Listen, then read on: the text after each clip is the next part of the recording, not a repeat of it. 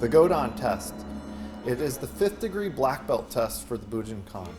And it's typically done in front of Hatsumi Sensei. He used to do it in the old days, but now he's training the 15th Dan to give the test so that he can start to pass this on. He's mentoring people in it.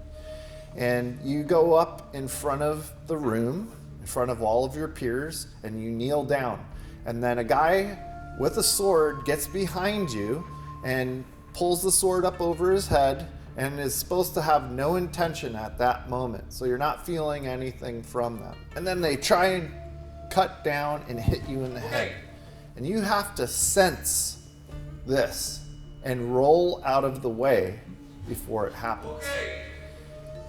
So it's an innate sense inside of us as human beings that is already there. It's a sense of danger. And you should be able to perceive this.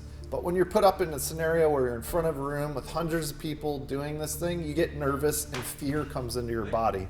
So you've got to learn to relax and let go of that. And that is very hard to do, but that's where you're starting to learn self-mastery. And this is the good part. So that's why this test is so valuable in so many different ways.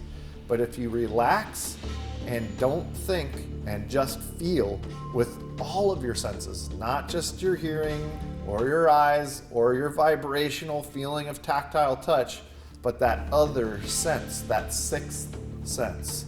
When you know something isn't right, or you feel somebody in the room isn't quite doing a right intention thing.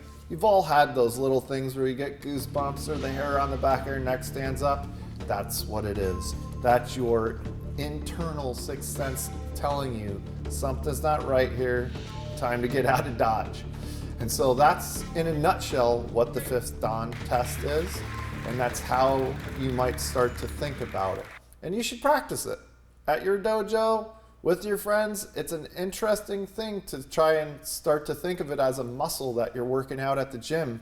And the only way to get it stronger and to build that ability up is to try it and to test it and to work with it.